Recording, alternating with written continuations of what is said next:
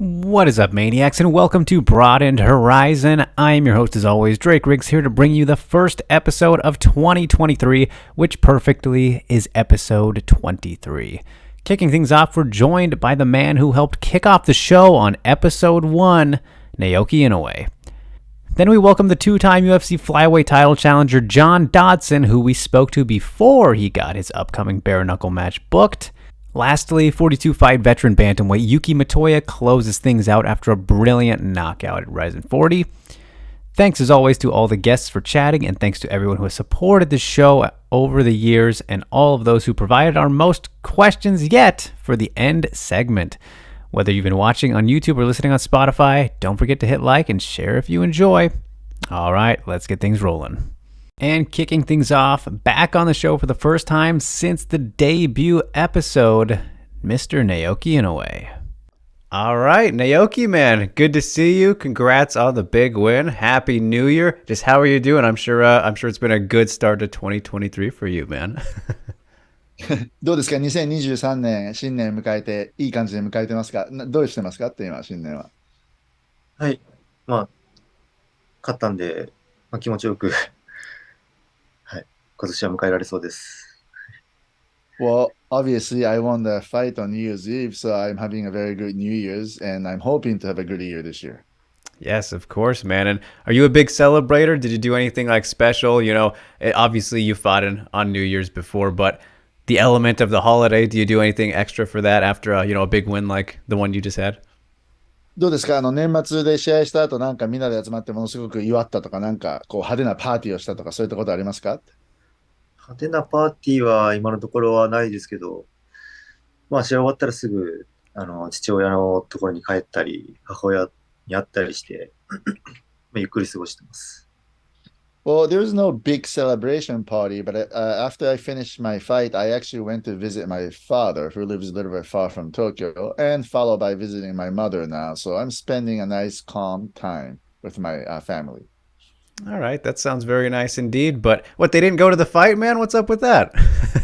なんでその両親は試合に行かないんです、見に行かないんですかって。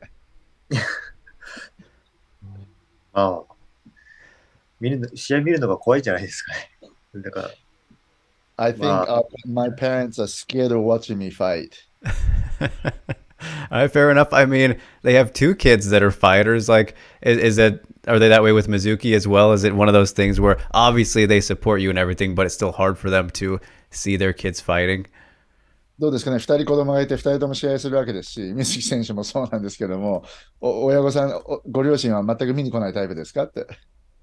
いや、リアルタイムでは見なくても、そのペーパービュー買って後から見たりしてくれてるんで、結果が分かってから見てくれてるんで、まだ、はい、いいというか、嬉しいですね。Well, I think my mom doesn't like to watch fights on real time, so she does buy pay-per-view, but she checked the results first, then watch it. So, I'm actually happy about that. All right, she likes the spoilers. All right, I hear you. Everybody to each their own, right? But, well, I mean, now I'm interested, man. Like, it's always an interesting thing, hearing the stories of fighters and kind of letting their parents know that, they want to be a fighter, because of course no parent wants to see their kids get beat up potentially. And, obviously you and Mizuki haven't gotten in those cases too much. You do a lot of the beating up more than getting beat up. But what was kind of their reaction to you, I guess, and Mizuki, both of you guys being like, yeah, we're going to fight professionally, mom and dad? どうですかね、お姉さんもそうなんですけども、2人でずっと練習してきたのは分かるんですが、やっぱりこれをなりわいとしてプロになって、要するに殴ったり殴られたりの世界に行くって決めたときには、お母さんは何て言いましたか？何か言いましたかというか、特には何も言われなかったと思うんですけど、本当に小さい頃からやってたんで、それがもう、そのまま生活の中で当たり前になっていって、で、それでいつの間にかもう、いつの間にかっていうかもう、プロになるっていう覚悟を持たずにそのままプロに出て、そのままここまで来てるんで、そこまで考えたことはなかったです。Well, my mom didn't say anything when I make a decisions on being a professional fighter, but in fact, I must tell you that I've been training since such a younger age. So it's like a natural for me to compete in this sport. Then, to be honest with you, I became a professional fighter, not really preparing to be a professional fighter. By the time I realized I was fighting professionally, I think that's the right way to say it. Absolutely. And it's funny, Shu and I were just talking right before you joined us here about how you had, so many like amateur kickboxing fights and all these BJJ matches before actually going pro. And so, like, I want to reflect on that now because I had no idea till he said that. But what was it like, fighting just so frequently at such a young age? Like, it obviously just became supernatural to you, and this was a natural progression. But how do you look back on kind of that time period, I guess, in your life?どうですかね、今ちょっと彼とも話してたんですけども、そのアマチュアの若い時からそれこそ毎週のように試合させられて、多分カウントしていくと、それこそキックでも BJJ の試合でも100試合とかこなしてると思うんですけども、そういっはい。た環境にいた自分とか今振り返ってみてどう思いますか？で、実際にどれぐらい試合してたと思うアマチュアで、よう考えると。アマチュアで、本当に小学生の頃から出てたんで、普通に余裕で100戦は超えてるとは思うんですけど、数えたことないんでわかんないんで、だけど、本当に、そういうのがあったから、その、試合という感覚はもう本当に、なんですかね、試合が試合じゃないような練習、一部の練習として試合しに行ってるような感覚だったんで、でももちろん勝つためにその練習はしてるんですけど、その試合するのも練習みたいな、その時しかできないことをやってたって感じですかね。Well, I started fighting amateur when I was in elementary school. So, I can't count, but for sure I had way over 100 fights. And when I look back on those days, to me, fighting in fights or competing in fights, it was just part of practice. So for me, it was just a total part of training. It was nothing special. So I went to this different gym or different place and tried something I couldn't try in my own gym kind of stuff. So that was the approach. So for me, fighting became so natural that it's just a part of life. Yeah, and I think we can see that in, the progression you've made, still super young, what, just 25, man. Like that's got to have helped you a whole lot to get to this point where you are now and being, one of the best bantamweights in the world. Like that was very beneficial. Could you imagine that you'd be where you are right now if you didn't have all those fights as early as you did? どうですかね、やっぱりその若い時に100試合超えてるぐらいアマチュアの試合をいっぱいやったことが、今、このバンタムの世界でもトップの一人となれた、今の自分につながってきてると思いますかね。どう思います、この辺は。それは本当にいい経験にはなったと思います。やっぱり経験することで、いろんな選手とやることでいろんなことが分かってくると思うんで、そういうのも良かったかなと思います。Yes, definitely, because the experience is very valuable. And all these experiences I had, the only thing you can get from these experiences is that something that, like we have to fight different type of fighters to find out what each fighter is going to do. That kind of experiences, you can never gain that in a gym. So I think that helped a lot. Yeah, absolutely hard to deny, man. And it's funny to speak about all this activity and fighting so frequently. Like, unfortunately, Naoki, we only saw you fight once in 2022, man. So that was a bummer as fans, and I'm sure it was probably a bummer for you. But was that by design, though? Did you want to kind of wait till the end of the year? I mean, just what kind of went on there for only getting one in for 2022 injuries? Like, what happened with that? どうですか？ 2022 年は結局1試合しかできなかったんですけども、振り返ってみて、なんで1試合かできなかったのか、その怪我の感じとかちょっと教えていただけますか？はい。まあ、去年、その前の大晦日の試合の時に、いろいろ怪我してしまったりして、で、その怪我の調子も、良くなく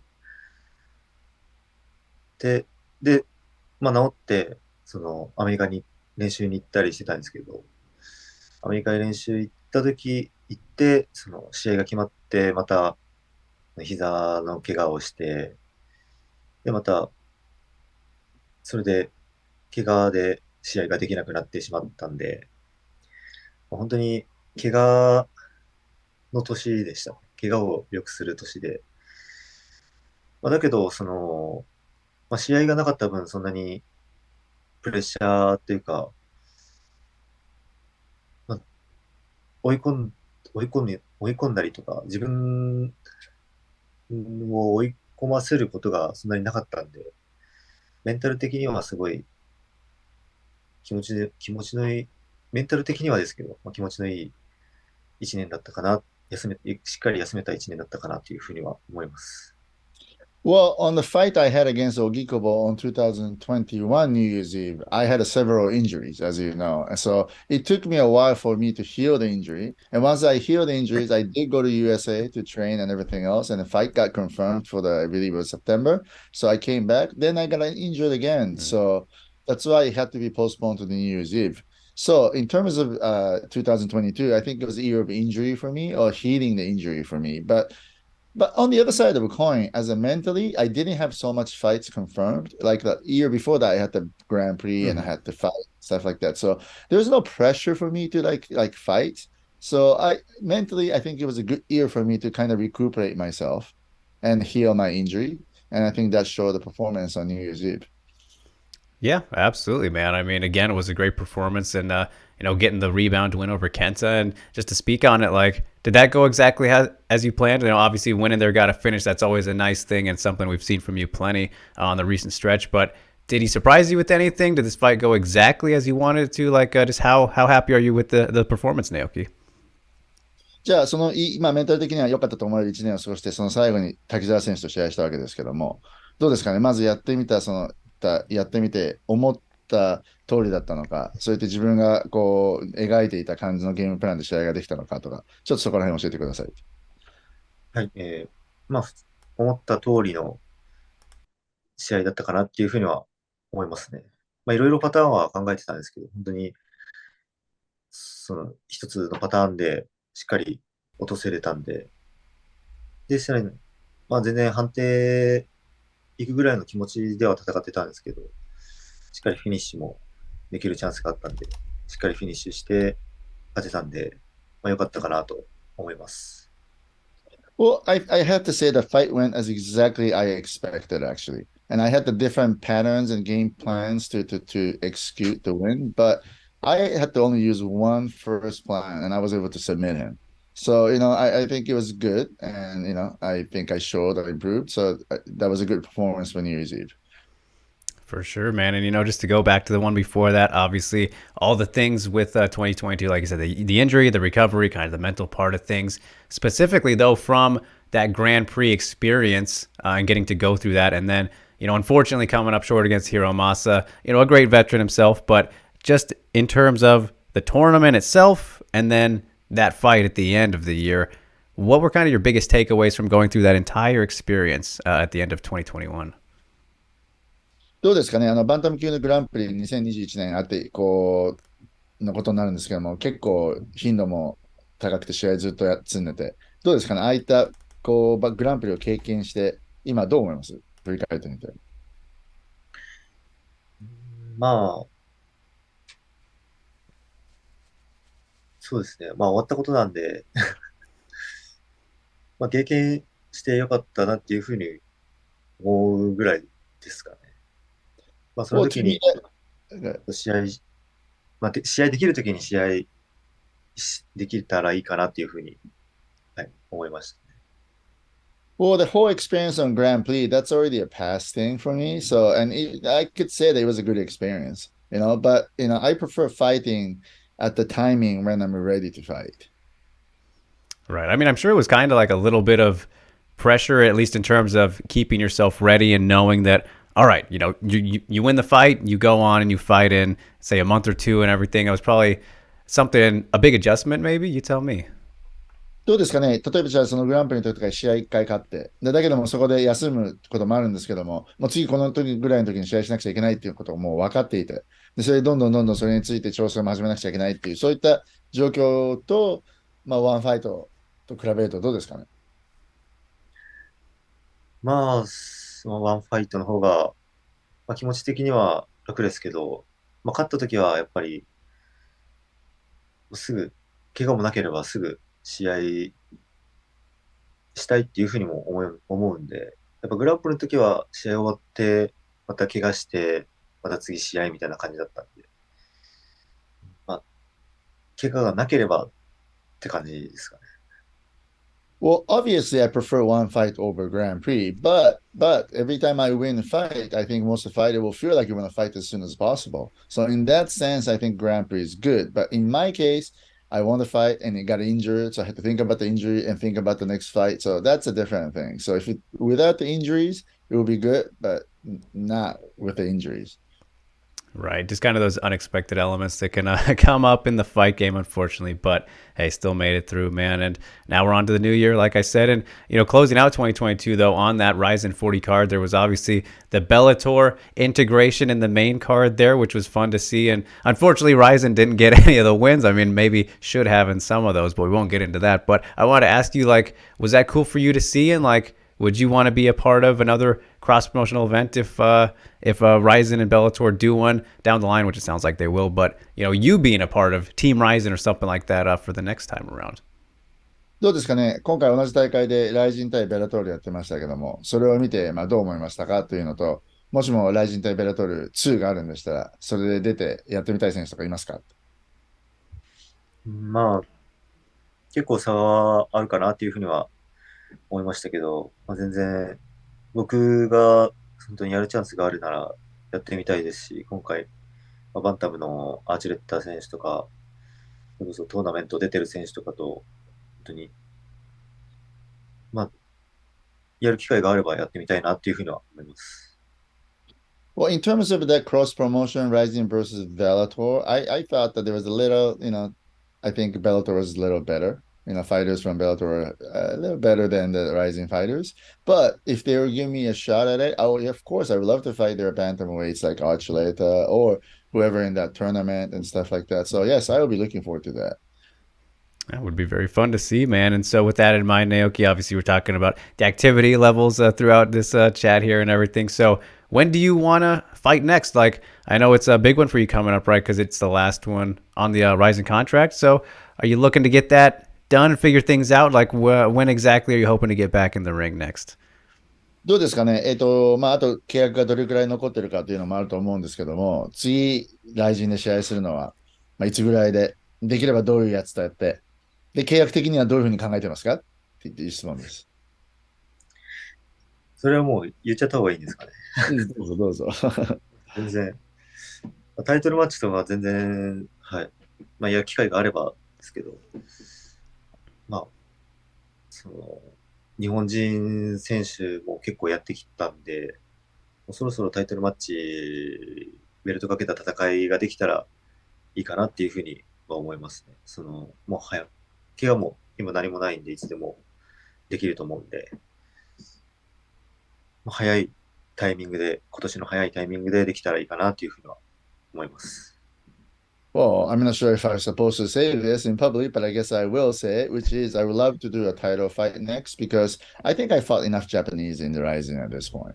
So I think I deserve to be in there for the title. And since I don't have any injuries, I don't mind fight as soon as possible. So as soon as they can get me a fight, I would love to do, and I would love to do the title fight.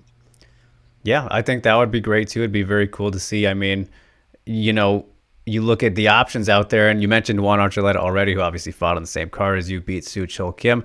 Him and I don't know if you saw him and Kai Asakura on Twitter. They were going back and forth saying they're down to fight each other. And then Juan mentioned maybe that could be for the title. But I was like, well, we shouldn't leave Naoki out of this. Like, who would you would you want to fight one of those guys for the title? Do you really care about that? How do you is there a direction you feel like could be leaned, I guess, in terms of what ends up happening with the Bantamweight title? Obviously, it's off Horiguchi now, which is nice to keep the division moving a little bit in that regard. But it's kind of interesting and up in the air a little bit about who could end up in the spot. I mean, like I said, I think you'd be a good choice, but how do you kind of see it playing out, I guess, with the title picture?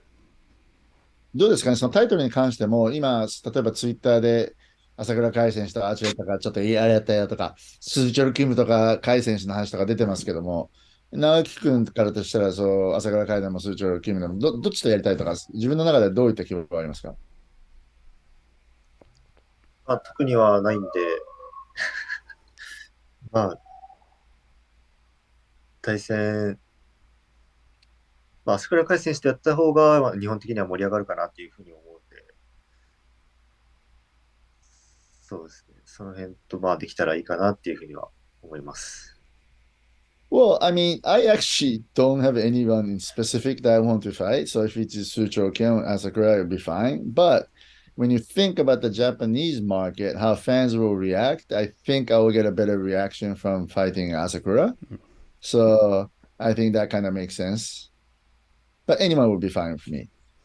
Yeah, of course. I think the Kai one would be cool because that was what everyone was kind of maybe hoping for and expecting at the end of the tournament there. So, like, if we get that one now, it's like, all right, at least we're finally getting this fight. It's one that I think people have been wanting to see for a good while there. Don't you agree? どうですかね、やっぱり正直なところのグランプリは多くのファンが決勝で直樹君対海君というのを望んでたと思うんですけども、それがまあなはい。くなってしまったので、今、じゃあやれるんだったらそれがいいかなみたいなところがあると思うんですけど、どうですかね、それに関してはどう思います？まあ、その通りじゃないですかね。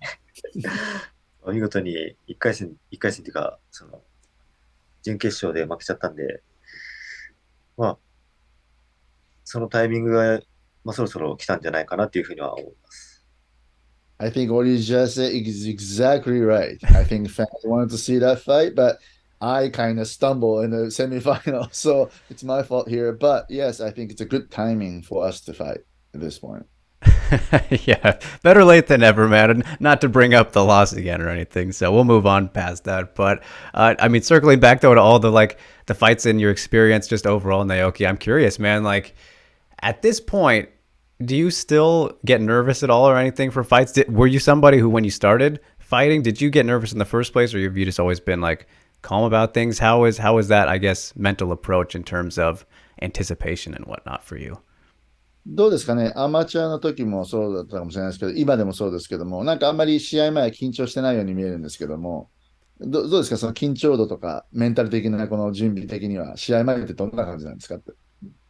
まあ、試合直前は緊張するんですけど、全然1週間前とかは、なんか減量のことしか考えてなくて、計量大丈夫かなっていう不安ぐらいしかないですかね。Well, I actually do get nervous right before I make entrance, but other than that, like from a week before the fight, I only think about like weight, see if I can make a weight and stuff like that. So I don't get nervous at all. All right, fair enough, man. And do you have a victory that you're most proud of? Got a lot of good ones, but is there one that stands out to you? どうですか、今までのキャリアの中で、あ、この勝ちは僕にとって一番良かった勝ちだなと思うような勝ちってあります？やっぱり、ライジンで元谷選手とやったのが一番大きかったですかね。ディープでやってる頃から、王者とかトップクラスでやってた選手なんで、そこを結構、目標、まず最初の目標として頑張ってたんで、その選手に勝てたっていうのがやっぱ自分の中ではすごい気持ち的には上の方に来てたんで、そこが一番ですね、嬉しかったというか、やっと一つの壁を越えたかなっていうふうには思います。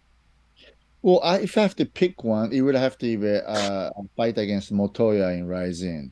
And the reason for that is because I have been fighting for a long time, but I began my career basically in deep.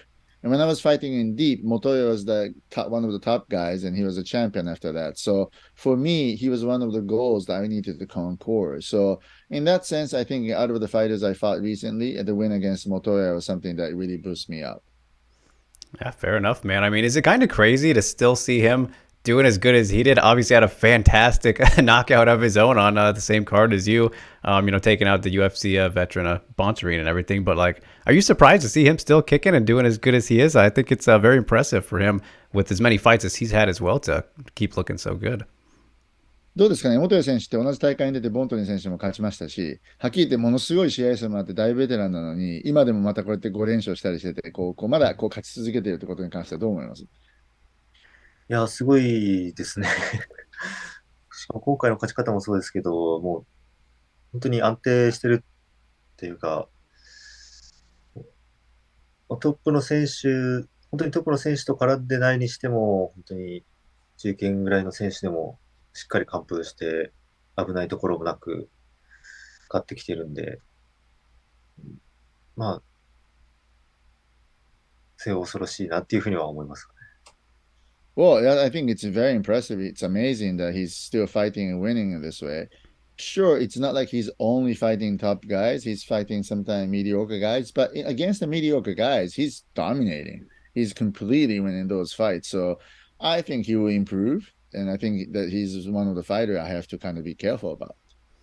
Yeah, one of those guys is always tricky, and like you said, beating the guys he's supposed to beat. So that's that's definitely impressive, nonetheless. But I want to circle back a little bit, Naoki, before we wrap up here. Appreciate it so much, man. Obviously, mentioned Mizuki kind of off the top. Got to get an update on her. Last time we saw her was, she had the ACL tear, right? So we know she's been recovering and everything. But is she close to coming back? Is there anything you can share about, the sister, and if she's getting ready to get back in there anytime soon herself?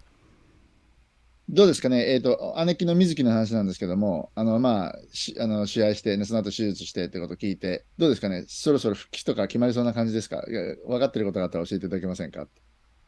まあ、そろそろ試合するっていうふうには言ってて、まあ、どうですかね。まあ、怪我の調子も、まあ、だいぶ収まってきてると思うんで、まあ、自分も見たいですし、僕も見たいですし、水木自身も早く試合復帰したいと思ってるんじゃないかなっていうふうには思います。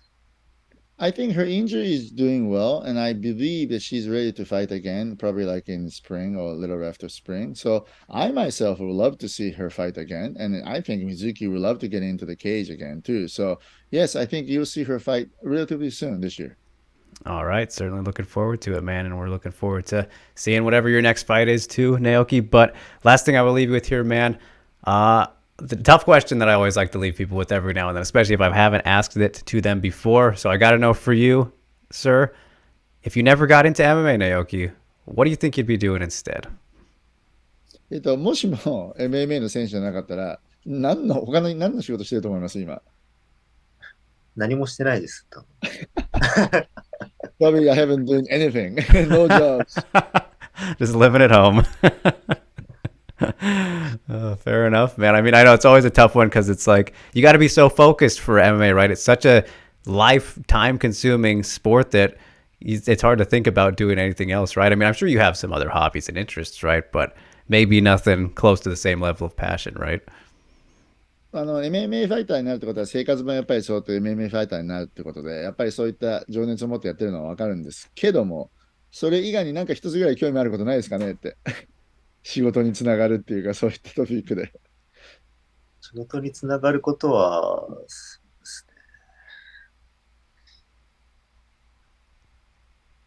特にまあ、パンは好きなんで、パン屋さんやろうかな、みたいな感じですかね。Well, I don't know. I don't have much things that could relate it to my another profession, but I do like bread. I do like to eat a lot of bread. Okay. So maybe I should open a bakery shop. Yeah, can't go wrong there, man. I mean, bread is definitely delicious. So I know that the atomweight champ Sakizawa, she's also very into baking and the goods like that. So maybe you guys could open a shop together. I don't know if you are friends with Saka at all. 伊沢聖華ちゃんもなんかパンを焼くのが好きらしいんですけども、そういうの知ってますか？知ってた。だったらなんか伊沢聖華ちゃんと一緒にお店を開けたらどうでしょうかっつってるけど。それは大丈夫です。結構です。Well, I didn't know about that at all, and about opening a shop together. Thank you very much, but no, thank you. Just an idea. Just an idea. All right, fantastic, Naoki. Well, yeah, don't got to worry about that. You're pretty good at the MMA thing anyway. So I was just curious, man. But I appreciate it so much, Naoki. It's great getting to chat with you, man. It's been a while. You're on the very first episode of our show here, Broadened Horizon. So it took us a while to get you back. Apologize for that, but better late than never, like I said, and another great performance. So congrats on that, sir. Happy New Year again. Wishing you all the best going forward. Very fun to watch you and always great to catch up. So big arigato gozaimashita. And I hope you enjoy the rest of your day and weekend, sir. ありがとうございました。 Next, we welcome the magician, John Dodson. Congrats on the win again. Like I said, thanks for doing this so sporadically. I don't think I've done one like this before. But when did you get back and everything? How long you been back home? Well, we got back on the 1st. So basically were in the air for New Year's Eve, like for New Year's Day, and coming back on New Year's Day. And then as soon as we got back, like my wife's grandma was in the hospital, so we literally touched down, got to see our kids, and then we drove to the hospital to go see her. And then that's what we've been at for like the last few days. And like I said, there's no excuses. I should have been able to break apart, but just times just kind of sporadic or time sensitive with certain things right now. Yeah, well, yeah, I'm sorry to hear about that, man. It doesn't sound like a fun way to, get back home and not really celebrate the New Year's, right? Well, no, we're not celebrating New Year's, but she like had a long life, and I'm like, she's just an amazing human being. So, like, she's done everything possible. Like, I don't want to discredit this woman. It's gonna be hard for her and my wife's family, or pretty much my family. We're gonna be literally heartbroken for when the time goes. But, anyways. Besides all the bad stuff. Yes, the positive things, the good stuff. Yeah, let's go. So, yeah, the win, like I said, and going to Japan, the Ryzen debut, all this stuff. I mean, so many things to talk about with it, man. But, like, first of all, like, the experience overall, did that meet your expectations, or was it greater? Was it worse? Obviously, you got the win, but you tell me how it met your expectations. It met my expectations exponentially, man. Like, and honestly, like, I can't describe how lucky I got a chance to go ahead and fight on New Year's Eve card and be my Ryzen debut. Like, them fighting on Bellator versus Ryzen, when I tried to go to Bellator, and Bellator was like, maybe not. And then Ryzen was like, yeah, we want you, but you gotta wait. I was like, oh. And then I finally got a chance to go ahead and step onto that square, hear my name called out, walking as a Ninja Turtle down to the ring. Man, I just felt like I was at home. Like, the crowd was amazing. Like, I could see their excitement, but a lot of them didn't want to start yelling. I can just see them waving at me the whole time. They're like waving. I was like, hi, you guys need to say hi too. Like, I'll say hi. You guys need to say hi to me. Yes, very friendly, right? compared to the U.S., that's for sure. Not as mean sometimes. Yeah, but, well, you got to think about it. Like, here in the United States, like, not that many people, like, fighting is not a part of their system. Like, granted, like, street fights, absolutely. Right. But martial arts as a system, like, most of these people have it in their schooling system for, like, when they're in, like, grade school and high school and even in middle school. Like, they're taught to do some type of form of fighting. Like, there's a martial art in their, like, their schooling system as well. I was like, oh, okay, that makes it more sense, like, reasonable why that everyone's, like, so respectful, and why they're like, hey, no, like, we got to understand what this guy wants to do. We have to understand his fighting style. I'm like, oh, that makes cool. Instead of hearing that one dude in the background, all drunk, had one too many beers, and saying, hey, you need to bite his ear. Yeah. Kick him in the dick. And then Sorry, that's not legal anymore. It's not the start of the UFC. Yeah, like, nobody can bite nobody. Yeah. This isn't like animal fighting. We tried to get away from that, Oh yeah, crazy times, man. And it's interesting though, because like I remember hearing rumblings about maybe discussion of you going to Ryzen a couple years ago, but obviously the pandemic kind of stalled things. You were in talks a little bit earlier for this to happen, right? Yeah, actually, I would tell you the truth. So what happened was, UFC let me go. I was like trying to like wait out all my options, and then I was gonna go to Ryzen. Ryzen picked me up right away. They're like, "Hey, we need you to fight Horiguchi." I was like, "Done." He's a flyweight champion. We want to sit there and have you fight him because it'll be like the best opportunity to see if he's the best. And I was like, yes, absolutely. And then they're like, you know what? COVID is still at large here and attacking our people. We don't want no foreigners bringing any foreign germs. So I was like, all right, whatever. So I thought the Olympics were going to happen out there. And it did. Then it made it worse because then there was those weird strains of COVID that just decimated everything. So I was like, I'm never going to Japan ever. Ever. So yeah, that made it much sweeter then, I'm sure, to actually, get that opportunity. I was like, yep, I'm finally out here bringing out the misses, and I don't know when we're coming back because something else is going to happen. Right. Godzilla's going to attack the land. That would just be fitting. Yeah, icing on the cake there. Absolutely. Because then it'd be like, John, you came out there destroying and laying waste to people. I mean, I don't know if anything else is going to be sitting there too exciting for you. I was like, yes, bring me back, please. a Grand Prix would be amazing for me to win. Oh yeah, They're no, like, can't go wrong there, man. And before we get to that stuff, though, I mean, like the Hideo Takoro win, obviously legendary figure. You were very appreciative of getting that opportunity after the fight. But again, I guess for expectations, like did that play out as you kind of thought it would? Maybe everyone expected he would have wanted to get to the ground against you. Not that you can't hang there, but that's just where he would have a better advantage, obviously, compared to your striking where you finished him. oh, absolutely. I knew that he was trying to go take me down to the ground. He went for a Kimura early in the first round. I know the fight was only like a minute and 40 seconds, but it played out like an hour longer in my head. He went for a Kimura. He sat there trying to like sit down. When I caught his kick and swept him, literally he started thinking about, all right, we're gonna play this like ground game, and I anticipated me stomping him on his face because I really wanted to like apply that rule set to like my repertoire. Just add it to check it off the bucket list. Like I got to stomp somebody on the ground, but I knew that was gonna be the best like area that he can beat me at. So I don't want to get caught up in a leg lock submission because of the fact that he was just so amazing at them. Like he's been taking people's legs left and right, and I don't want to be that. Give him the opportunity to succeed in that one area. So then I stand back up, and then we finish the fight just standing. Yeah, I chased him like a little kid, send him to the principal's office, and say, "Hey, why are you running from me?" I know it was kind of confusing. Like it happened all so quickly that you kind of missed the punch in real time. At least I did, and then I was like, "Wait a minute!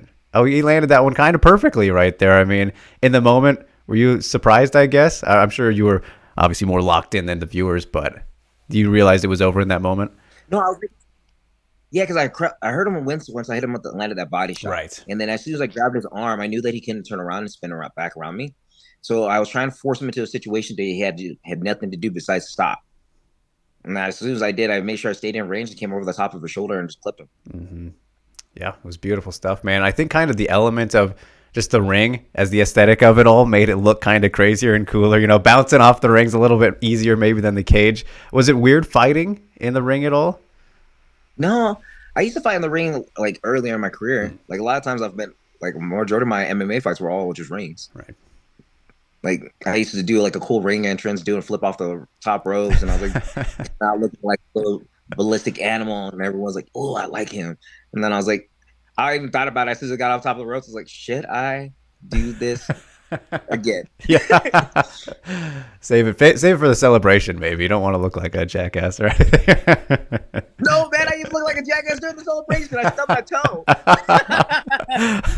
I did the backflip afterwards, and I was like, ah! I was like, the only thing that landed is the ground hitting my face. Yeah, that hurt me more than my opponent. I was like trying to walk it off too, like I was all cool. Like, yeah, just walk it off. No one saw. I was like, John, you're an idiot. Everybody just watches you fail on this. Oh man. You need a little bit of that embarrassment to bring you back down to earth, though. After a big win, I mean, come on. So all works out, but. Yeah, man. I mean, just for that whole card, it was a great card, and you were like along that great stretch of the knockouts. It started off so hot, crazy action, and then got to the real competitive stuff with the main card, and the Bellator guys in there and whatnot. And it brought up kind of the discussion of the scoring, because it's obviously not round by round over there, and just all the other different elements. So, like for you, having fought under both systems in your career, like, do you have a preference towards which rule set you kind of like, or how things are scored and what's allowed, all that kind of stuff? I don't know. Like preference wise, I don't have one because of the fact that as of lately, I've just been going out there saying, "Hey, I can't leave it in the judge's hands anymore," and this is like a prime opportunity because I can't. Like, no matter what I think I'm doing in the fight, ultimately, it's up to those people in the corner to sit there and say who they think really won, and they're scoring on it, like round by round, on how aggression and stuff like that. It's more aggression, cage control, effective striking, and submission ability is scored in America. Theirs is all about more like efficient striking and making sure that you're controlling the whole dominance of the fight. So, like how I was seeing some of those fights that went to decision for the Bellator versus Horizon, I saw some of them that looked questionable because there was one fight that I obviously thought somebody else won. I think we can all agree on which one that was. We won't say it, but yeah. And I was like, there is no way, because and I had to look back to the rules and the scoring system. They go into more of the effective striking and what looks more devastating than finishing the fight. And I was like, but coming back and winning those extra like rounds should be like scoring that higher, you know? Yeah. So I don't know how to play it off and how I feel about it, but I just have to understand what the rules are, go back out there and just make sure I don't ever let it go to that far. Yeah, you don't have to worry if you finish the fight. Yeah. Yeah, I could be dominating this whole fight, and under the judges, if I'm by one of the Japanese stars, I gotta sit there and secure the victory by like submitting them or finishing them any way possible. Yeah, exactly. And then, yeah, like I said, you don't have to worry in that regard. So it's just always an interesting dynamic, though, jumping from each one. And I'm sure there's kind of like a mental switch. You got to be like, thinking maybe not about the rules, because if you're going in to finish, then it's like, why are you considering, going to the judges anyway? But in terms of being allowed to do knees and, the stomps and all that stuff, it's like, all right, I can do that. You got to remind yourself, maybe. Is that something you had to go through? Oh, no, I've been like ready excited. for it. It wasn't reminding me. I was like, this is the only time I'm ever gonna get a chance to go knee somebody in the ground, soccer kick him in the face, and pretend like I'm a curb stomp him, like I'm Charlie Murphy getting mad about my couches being all dirty. Yes. Stomping on them. You can always buy a new couch, but what am I do about my legs? That's what I was thinking about my whole time for this fight camp. I was like, fuck yo, couch, stomping everybody up there. Like, John, why you keep on saying that? Because that's what's going through my head. Well, I'm gonna be stomping this dude out. They're like, John, you're an idiot. You're such an idiot. It's a fair comparison. Come on, I like that. That's hilarious. Yeah, I was like, man, I'm gonna be going to everybody. Like, y'all hate Dave Chappelle, but I'm gonna be sitting there loving the crap out of him once I make a meme out of it. And I didn't get a chance to. Yeah. We still got some more fights, so maybe the next one. Absolutely, I'm waiting. Stomp finish. But, well, man, I mean, obviously, like, you're looking great right now, and no expectations of seeing you call it a career, but it has been a good long career, John. So, like, just curious, like, do you have any idea in mind of like how much longer you want to fight for? Obviously, maybe finish the career out in Rizin, become champ, ideally, all these things, but years, I don't know. Are you looking at that at all? No, I'm going as long as my body can continue on telling me I can keep on fighting. Like, I'm blessed with the fact that I've never been knocked out and never been finished. Like, that's one of the most exciting things, because just how lucky I've been for that. Like, my body hasn't taken that type of damage. I haven't weathered the storm like that. I haven't had to think about that type of recovery. Not saying that part, like, I still feel like I'm in my 20s. I keep on moving like I do, and everybody else who keep on saying, who's gone against me, train with me, they still wonder, how can I be that old and still be that fast and skilled? Right. And as long as you enjoy it still too, right? Then it's like, nah, I'm like, it's not about the enjoyment, because fighting for me is just funny. Okay. If I can still find the humor in like fighting, it's always gonna be like entertaining for me to do it for every single day. And plus, I need some type of outlet to get all this aggression out. Yes, yeah, it's a pretty good one for that. Well, man, I mean, just speaking of the career and kind of looking at things a little bit right now, I gotta wonder too, like, I don't know. Do you have any regrets with the UFC career? I mean, there were some moments, obviously, where everyone argues kind of about the Demetrius Johnson first fight. Like, that could have been, your champion moment and all this stuff, but not your fault, right? Again, judges and whatnot could argue, oh, he could have finished it, yada yada. But I don't know, any regrets at all with how that played out, the whole run? No. You never know how good you had something until you lost it. I took advantage of the fact that I thought I was going to stay in the UFC until I was done fighting. Right.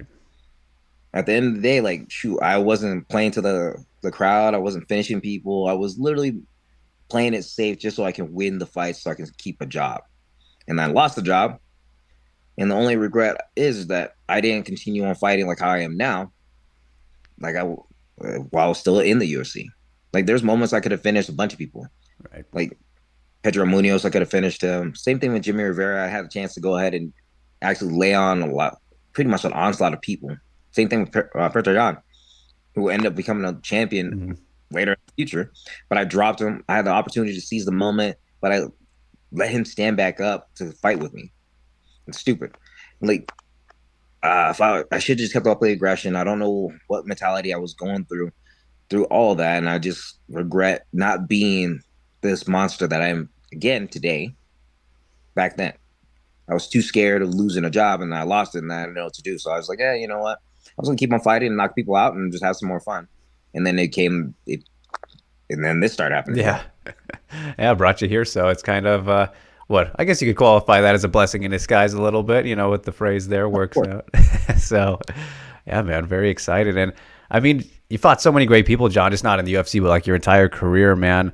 I don't know, it might be an easy question because I already mentioned Demetrius, but is there somebody that stands out to you as your toughest opponent that you've had in your career? My toughest opponent definitely had to be Demetrius Johnson because he's just a hard puzzle to crack. Right. Like, the first fight me and him fought, like I thought I won. I gassed myself out trying to finish the dude, and like literally going one round, 1, 2, and 3, just dropping Demetrius Johnson. I was like, all right, cool. This man is definitely gonna start. I should have done my cardio. 4th round, I was like, I need to take this round off and just take a break. The guy's like, not there's human. even a moment where you just sit there and see me just telling him, you can punch me. You're not gonna knock me out. Right. And they're like, what? I was like, just hit me. You're not knocking me out. You don't have enough power. I just took a butt whoop and I was like, yeah. I was like, the ref was like, John. I was like, I'm good. But yeah, in that second fight, like I sat there thinking I was gonna have the game plan. I started taking him down. I started playing to his type of world where I mixed in the jiu-jitsu, not jiu-jitsu, the wrestling and striking, combining them two together, and me and him just playing back and forth. Like he didn't want to get hit by me because I dropped him in that 3rd round. With the last 10 seconds, he decided to think he was gonna give me the flying knee, and I jumped up and hit him with a Superman punch and dropped him. He was like, nope. I was like, that got you. You don't act like it didn't hurt you. You wouldn't have fell to your knees if it didn't hurt. Right. It's funny. And do you interact with him much? At least have you interacted with him at all? I feel like you guys would make good friends, you know, big personalities and whatnot. I mean, definitely we could be friends. Like, and honestly, me and we don't really talk outside of the cage or anything. Right. If we did, like, our lives are kind of the same. Like, we go out, go train, go teach, and go deal with our families. And then if not, we're playing some type of video games in one fashion or another. So definitely, me and him could if he was like anywhere in the same vicinity as me, we'd probably be just doing the exact same things, hanging out with each other, eating probably the same things too. Have to get a trilogy fight on the UFC game. I mean, a lot of people out there keep on saying that I keep on winning every time that me and him fight. They use me to beat up Demetrius Johnson, right? Which is amazing. But it didn't happen in real life, so I keep on getting jealous because they keep on getting victories, and right. You're like, all right, I don't want to hear about it anymore, guys. Yeah, I'm like, thank you guys for letting me know that I'm a failure in real life. Yeah, but the virtual world, though. Virtual world, I'm a monster. I'm amazing. Oh man, that's hilarious. Yeah, man, crazy stuff. But it's funny too, John. Like this is a question I've thought about recently, and I think it's a perfect one to ask you. You know, with all the experience you've had, and you know, one of the common questions I know for a fact that you've gone throughout your career, it's, in my opinion, the worst question that can be asked to fighters, you know, in interviews or just at any moment is like, oh, how's your camp going? Because no one's usually going to lie and say it's shitty, it's terrible, right? So, I mean, we see everyone kind of is in agreement usually when that is asked. Yeah, camp's going great, yada, yada, best camp of my life. But for you, like, I want to know what exactly defines like a good camp? What is a good camp? Because they're always hard, right? It's always a difficult time preparing and whatnot. But what actually makes it, you know, a good one? If there is one. If there is one. Right. If I get beat up at least 4 or 5 times out of my training camp, and I know that sounds like horrible, but no, like, that is actually one of the best training camps. If I literally get treated and tossed around like dog crap, and just making sure that I understand I have to grovel to get that greatness, that's what I'm always trying to strive for. I'm like, man, I can't let myself get too comfortable with winning and thinking that these moments are the ones that are going to do it for me. That's not what a real fight is. The fight happens inside the training when I'm grueling, and I need to go ahead and survive all these type of treacherous situations. Like even this camp was horrible. Mm-hmm. I got subbed out so many times by one of my training partners. Like, he was literally just like, come on, we got to keep on going. I was like, all right, cool. We literally did jiu-jitsu. And it was like late at night. We'd be doing, like, he'd come over to my house. We'd train because I have a gym here. We train at midnight to like 2 o'clock in the morning. I was like, man, I'm tired. He goes, that sucks. We got to get you ready for this fight. And we just kept on grinding the whole day in, day out. And we just kept on getting subbed, me getting subbed, him getting subbed, me getting punched in the face a lot. And he's like, come on, you're not that old. I was like, all right, let's go. So, like, that in turn just like motivated me and makes me feel better. Like, that's what I feel like is a good training camp, because the fact that since I'm drowning so much by either self-doubt, guilt, I got to overcome those type of things and make that situation even better for me during the fight. Knowing that I'm just so much more of a monster in the cage, and or when the lights just hit. Right. Cage, just whenever the lights hit, it's time to go. That's when I need to put on the best face, and just knowing everything that I've done and trained, what worked, what didn't work, everything that I've been practicing, and some of the dumb stuff that I tried. I can go ahead and master it now. Okay, I love that, man. So, like, essentially, the best camp is just terrible. Right? Like, yeah. Because I'll be honest with you. Like, if you ask me, they're like, "How was your camp going?" I was like, "Man, I got punched in the face a lot. I literally got subbed one too many times, and we kept on doing a lot of leg lock stuff. So my legs were tired, and then everybody else wanted me to throw kicks, and I can't throw kicks right now because my legs were tired. Right. Sometimes I had like a whole lot of my ankles are all messed up. It was just horrible. But anyway, they're like, John, I was like, why y'all keep on telling me I can lie to you guys like the rest of everybody? Yeah, right. Trap is amazing. Yeah. I felt a million times better doing every nuances. And you know what? Probably that's what they're actually saying anyways.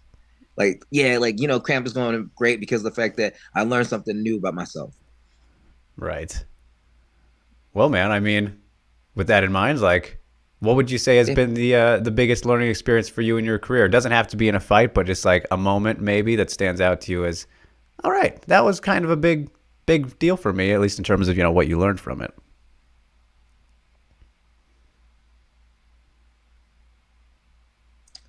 Getting in a car accident. Almost losing my wife, kids, my life. Definitely a big turning moment. Because I realized, as much as I tell my kids I'm immortal, that they are not. So I got to make sure I take every chance to sit there and celebrate their lives as much as possible, as I got my kids with me all the time. Like, I try to take them out with me to all my fights, even like in, like, you guys saw, like, my actually the fight right after that one when I fought Francis, or not Cody Gibson, because I ended up losing that one, but when I fought Francisco Rivera, I had my daughter with me. She was sitting in the octagon. She came straight into the cage with me for the XMA card, and then same thing with my bare knuckle card. My family was here. They were full camp with me. They were sitting there watching the fight. They sat there, cheered me on. I just want to keep on letting them know how much that they can live as well, so they can go out there, go do things that they want to do. All right. Yeah, that's beautiful stuff, man. I mean, you mentioned the bare knuckle. I forgot that you actually had that match and, you know, did quite well, obviously. But was it weirder for them? Like, because everyone, you know, kind of, there's a view around bare knuckle a little bit because of the lack of gloves and easier to bleed, all this, a little bit more barbaric. Were they kind of a little more worried for you or anything like that? No, I tell you the truth, my kids were like, Dad, this is like something straight up your alley. You're just throwing punches? Yeah. That's it? My son was like confused. He was like, so you're just boxing? Yeah. Yeah. I was like, yeah. Without gloves. He goes, yeah. He's trying to wrap his head around it. Yeah, because he was like, I see you punch through wood. I was like, yeah. Without gloves. I was like, yeah. I was like, I don't think the guy's going to survive. I was like, Mom, Dad, I've seen you. You hit hard. Right. You crush things. I was like, yeah. And you're going to do that to that guy's skull. You have no protection. That's what the gloves are for. He's more worried about the opponent. Yeah. I was like, what about me? He goes, you're going to be fine. You're not going to get hit. He's going to die. And I was like, geez. I was like, Andres, I don't know why. Yeah, you're like, I appreciate it, son, but yeah. I was like, what if I get hit? He goes, no, I'm worried about him. I was like, he's like, straight up told me, he's like, you know you can go to jail, right? I was like, that's incredible. I was like, no one's gonna die. He goes, how do you know? He's like trying to talk you out of it. Yeah, he did. I was like, gee. I was like, well, don't you want me to see me great? It's like, not that great. No, not killing a man, great dad. Jeez. I was like, it's not gonna be death. Jeez, we're gonna still be it's like, I'm still organized. They're gonna be on like people there. Right, right. This isn't Fight Club, as much as it sounds like it. Yeah, he's just like looking at me, just shaking his head. He's like, ugh. Sometimes, like, I'm like, man, who are you worried about? Yeah. Oh my god, that's amazing. What did he say afterwards then? Good job. You look good. He looked mad. I was like, what about the other guy? Well, his face looked okay. Oh yeah, he's still alive, isn't he? You're kind of like bragging. That's what I was like. He's breathing, huh? I was like, yeah. I was like, see, somebody stop me. Oh, that is awesome. You think that you'll give that another try, or you one and done? Yeah, I'm trying to fight on the card coming out here. Oh, okay. I didn't take any type of injuries like from the fight in Tokyo, so I was like, I even messaged them like right away. They posted their fight out here. They showed me who's the main event. They put like this little Instagram reel about who's on there, and I was like, ooh, y'all got to throw me on there. I didn't suffer no injuries. I'm ready to go. Put me against your best. I'll go ahead and take off their head. Yeah, the timing kind of work perfectly because presumably Ryzen hasn't released like the schedule or anything when the next event would be, but probably around March-ish, maybe next month. We'll see how things play out there. But as for like the next move in Ryzen, man, clearly mentioned the title potential with a flyweight division since they don't have one necessarily. They've had flyweight fights before, but I don't necessarily have a division yet. But do you want to like jump directly into, let's say, an inaugural title fight, maybe against Horiguchi? That'd be awesome. Or would you like to do the Grand Prix just maybe for the element of the Grand Prix? Is that what you want? Grand Prix. Yeah, go with the Grand Prix because I want to sit there and be like, yeah, John, how'd you win this title? I went through a gauntlet. Mortal Kombat style. Oh, hell yeah. And then, because automatically, you think about going to Ryzen and everyone assumes like Pride and like Dream and Sengoku, and they're like, yeah, what did you have to do to earn that? And those people all went through that Grand Prix style, and I want to do the exact same thing. Like, if I'm going to soccer kick and head stomp somebody, I want it to be in a tournament where I have to be the only survivor. There you go. It doesn't get much better than that, yeah. And ideally, I mean, obviously Horiguchi's tied up with things, but is that still a fight that you're hoping can happen? Clearly he just fought at flyweight on the same card as you. Oh, yeah. Yeah. Like, even while I was out there, they kept on sitting there saying, if you fought Horiguchi, what would happen? It's like, I was like, come out on top. Like, you believe so? I was like, I fought a man that Horiguchi took to the decision, and he won a decision on that. But like, yeah, I ended up finishing him in 1 minute and 42 seconds. What makes you think that he's going to stop me in any shape or fashion possibly that he can throw at me? He's going to take me down? He's going to submit me? Or he's going to knock me out? I think I just knocked out the dude that knocked him out for the championship in Sergio Pettis. Like, Ryan Benoit knocked him out in 40 seconds.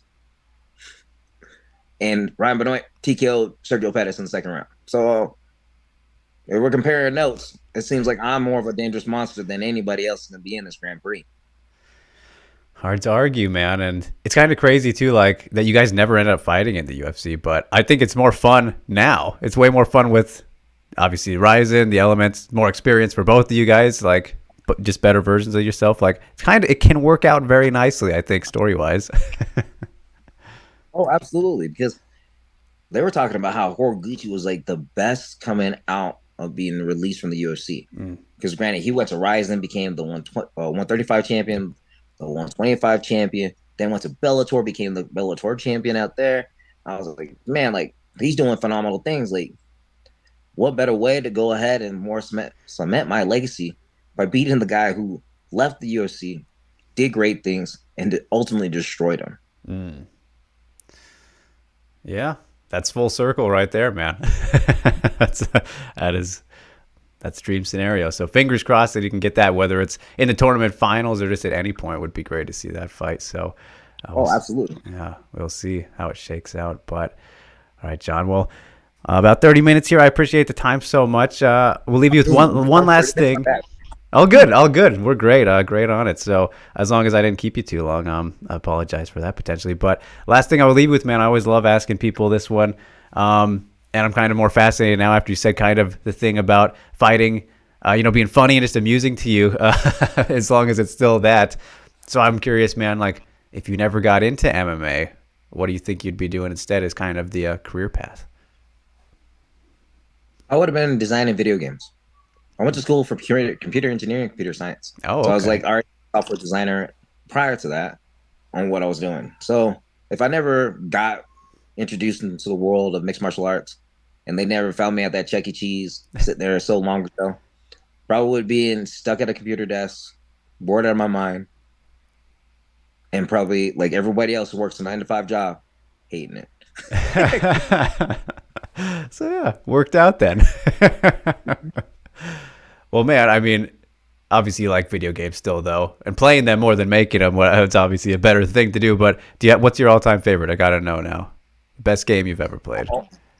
Best game I ever played, Tekken. Okay.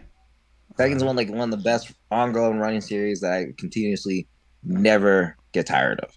Like even though it's like gone into like more jugglers and stuff like this as lately, it's still one of my favorite games. Back in the day, like it's just one of those competitive things that you had to be good at because you had your left hand and right hand and being able to use both of those opposite sides, and you have to figure out how the combinations of being able to use them instead of it being light, medium, and power punches. You had choice of which hands to use and alternate will have the skill sets and ability for it. Yeah, very good answer. Great game indeed. So I'll flip it then. What's the worst game you've ever played? And let's not count like mobile games or any small silly things like that. No, like tell you the truth, like there's different games that have been like horrible, but just not mine are really like those storytelling ones. I don't like them. Like I like the way like there's those action sequences where you can go out there like free world and going in. Those Telltale games were amazing. Don't get me wrong, like that Walking Dead series, right, was cool, but I want to play the game, not interact in certain motions and then have the story unfold to me and be read to me like playing a child's like kid story. Like it's an adult kid's version, like playing a movie, kind of, right? Yeah, and I was like, this is dumb. Like it was, I played it because I wanted to see the rest of the story. Yeah. But at the same time, it was like I don't get to do none of the actions. Yeah, I was like, I don't get to kill the zombies. I don't get to do anything. I was like, this is stupid. All right, fair enough. Yeah, definitely. They're very. What's that? And then one of my all-time favorite games of all time was Paragon. Before like they got rid of it and like Fortnite came around and Epic Games was actually still building the game. Right. Paragon was like one of my all-time favorite like PC and like PlayStation games. And now I think it's called Predecessor on PC because like, they revamped it, restarted it, but all that stuff. Yeah, lots to choose from, man. But respectable answers, I would say. I like the stories a bit myself, but yeah, I mean, you can't go wrong with the classic fighting games either. So much to choose from. I mean, so much content these days in all ways. But all right, man. Well, I'll leave it off there, John. Again, what's that? What game do you like? What's your favorite game? My favorite game. Well, right now I'm currently going back through the Hitman series. You know about the Hitman games? So I'm going back. I'm going back from the very beginning because I finally just got the newest one, which came out like a year and a half ago. It's like my favorite franchise, but I've delayed getting to the new game. Just I don't know why. So I'm like, all right, I just want to go back through every single one to get up to this just for the hell of it because I love the game so much. So I'm on Blood Money right now, which is the third one in the original trilogy. But yeah, I love those games. Gears of War is another favorite of mine. Fallout. So I mean, kind of some of those types of games are more my speed. Mass Effect, that's more story. Spend an hour shooting the cardboard cutout at the end of the game. In which one? In Hitman? Yeah, I think it was like either Hitman 2 or Hitman 3. Man, when it first came out, I sat there spinning it. Oh, yes, the Scarecrow. Yeah, and I was like, why is he not dead yet? And I was like, this is dumb. I was like, and then I finally walked over there, realized he was I was pissed. That I is was like, hilarious. I spent an hour of my night doing this. I thought I was like ran out of ammo. I was like, man, I just have to go over there and be sneaky and just go kill him. Right. Dumbest thing. I was so mad. I was like, and I was like, if this is the end of the game, oh, I was like, hot. Oh, I was mad. I woke up everybody in the house. That's incredible. Yeah, I literally played that just a couple days ago. That's so funny. Classics. No, I love them because they can anger you that way. I kind of like that. Oh, yeah, that's why I was so mad. I was like, oh, I could have gone to bed so long ago. It was already like 4 o'clock in the morning. I was so pissed. Oh, that's great. I remember it because I was in high school. I was like, man, I gotta finish this. I gotta finish this game and I gotta write my paper. I still didn't finish writing my paper. Damn, blame it on 47, man. I did. My teacher was like, "What happened to your paper?" I was like, I'm not even gonna lie to you. I stayed up all night playing video games. She just laughed at me. She's like, John, her name was like Miss Aragon. She's like, John, why did you play video games all night? I was like, I had to kill this one guy, and I thought he was there. There's the final boss, the final stage. It was the end of the game, Miss. You have no idea. If you were there, you would have been saying the exact same thing I was, because I wasted all my ammo, everything possible, and he didn't die. He was like immortal. I was like, so I had to walk over there thinking I was gonna be a tank and be super sneaky. Nope. I was dumb. I was trying to kill a cardboard cutout, and they're telling me that this was the most epic game. I'm just mad. I wish I would have wrote my paper. I would have done the exact same thing. I would have killed my paper just like I was killing the cardboard cutout. She's like, fail. I was like,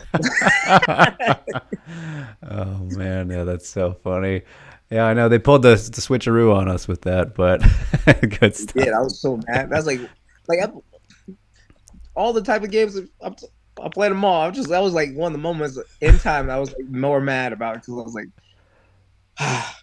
I failed paper because of this shit. And then afterwards, all the guards around the building sweep and come in at you. Like, this is stupid.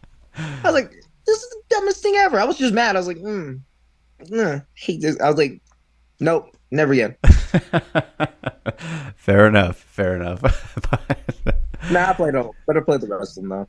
Yeah, good stuff. I love them. So I'm excited to get to this third one. I still have a ways to go, but gonna be fun. So, all right, John. Well, I'll let you get on with the rest of the day now, man. I appreciate it so much. Congrats again on the big win in Horizon. It's really cool to see you finally get to, be a part of the organization and, not take any damage and starting 2023 off great. So, excited for you, man. Best of luck going forward. Hopefully you can get that bare knuckle fight like you want as well. So, looking good, man. Me too. I want to go out there and keep on this winning track right now.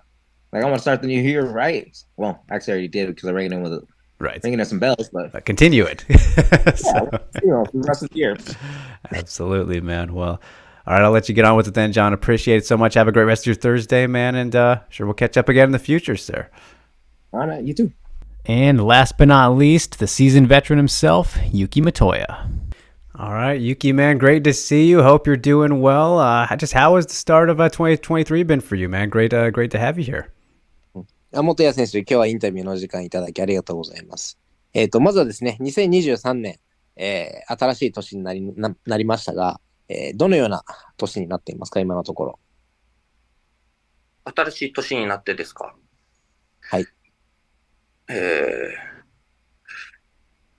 特にまだ試合も決まってないんで、変わりなく、過ごしてます。I don't have a fight confirmed, so it's just another regular day for me. All right, I hear you, man. So, training still, I'm sure, or doing any other kind of activities. What does it look like when you're at a camp? この試合に向けての調整をしていない場合は、元谷選手の日常ってどういうものなんですか？普段から練習しているのか、他のものに時間を費やしているのか、どういうふうに過ごしているんでしょう？そうですね。今年入ってから、すぐもう練習し始めて、基本練習して、で、子供たちと家族と、ゆっくりする時間をちょっと長めにとって過ごしてました。So yeah, I've already started training, on a regular basis starting this year. But when I don't have a fight camp, I try to get my training done and then try to spend more time with my children and the family. Of course, man. Of course. Always got to make some time for the family. But, I mean, I'm sure they were very happy and pleased with the last win, man. It was a very good one there against Bontarine on New Year's Eve. So I want to congratulate you on that, of course. A great finish and all. But just how did that fight play out for your expectations, man? Did that go about as perfectly as it could have for you? これですね、前回の試合のちょっとお話をさせていただきたいんですけれども、本当にずっと連勝中の中で、昨年末は素晴らしい形で、ボンドリン選手相手に、素晴らしい勝ち方をしたわけなんですが、あの試合を振り返ってみて、元谷選手どうでしたか？あのフィニッシュは理想というか、頭に描いていた試合展開通りでしたか？そうですね。一応、試合前の作戦と、作戦通りのフィニッシュというか、できたかなと思います。Yeah, I feel like that finish was something that I have imaged in my head and something that we have worked for this fight. All right, man. There you go. And I mean, it was such a great one, and over a good name like that. But you've had plenty of great finishes in the past already, Yuki. So, I gotta wonder, man, where does that one rank amongst the best for you? Would you say that's number one, top three? Where do you kind of place that amongst some of your best finishes? 本当にタフな相手、名前のある相手に対して素晴らしいフィニッシュでの勝利だったんですが、この間のその KO の他にも元谷選手のたくさんのフィニッシュがあると思うんですが、この間のボントニー選手の、KO 勝ちは過去の元谷選手のフィニッシュの中でどれくらいのポジションに入ってくる、位置に入ってくるフィニッシュだと思いますか？そうですね。今までの中で、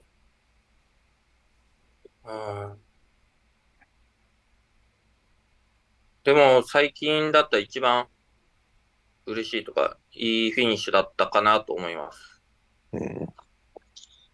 So I can't really, remember, think back of all my past finishes, but within all the finishes that I can remember in my recent finishes, I think that was the most, the best one performance-wise and emotion-wise. All right, very cool, man. I mean, my personal favorite might be the teepee choke you had over Scoggins, just because you never see that. That's always a very rare submission. I love that kind of stuff. So, I mean, for you, do you have a personal preference? Do you enjoy getting those kind of knockouts that you had over Bontarine, more kind of those unique submissions like the Scoggins one? 私個人の意見としてはですね、スコギンズ戦のTP チョークが非常に印象深くてですね、めったに見ないフィニッシュはやはり印象深いんですけれども、元谷選手としてはこの間のボントニー選手みたいな KO で勝つのが好きなのか、それとも結構独創的に練習してたサブミッションで相手から一本を奪うのか、どういった勝ち方が好きでしょうか？やっぱり前みたいな KO 勝ちの方が好きですけど、打撃より寝技の方がどちらかといえば多いのかなと思ってます。So I definitely would prefer a knockout like my last fight.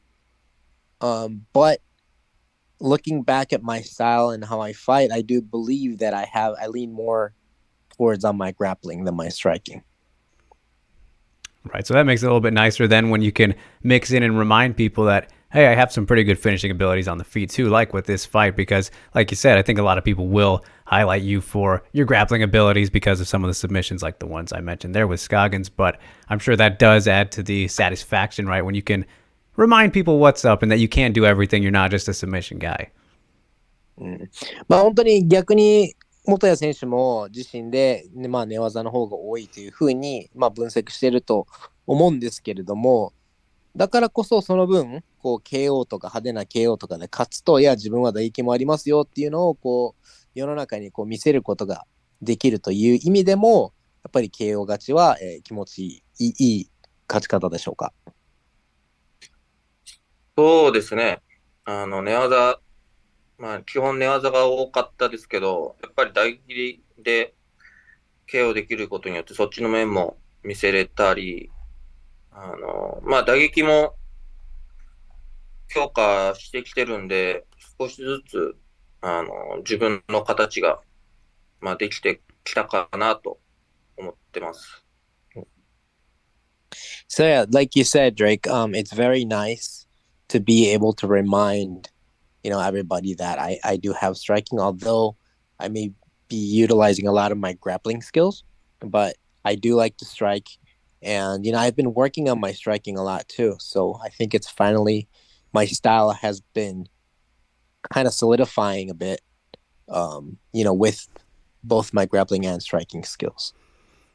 Yeah, man, we're seeing that in the ring for sure, so can't deny. And it's crazy, Yuki, like, you're just 33, man, which is, like, not old by any means necessary, but you've been around for a long time in MMA now, 13 years, so starting when you were just 20 and over 40 fights, man, like, good long run here. And I just seeing as you continue to do as good as you are now and get finishes like this one, I'm curious, man, like, what do you credit the longevity and your ability to be so active?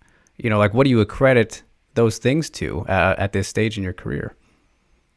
元谷選手ってまだ33歳で、プロ13年目にして、もう40試合以上ある、ベテラン選手なんですが、その40戦以上ある割にはまだ33歳という、年齢なんですが、その自分のキャリアを振り返ってみて、こういうふうに長く続けられる、コツと、たくさんの試合をこなせるコツっていうのはどこにあると思いますか？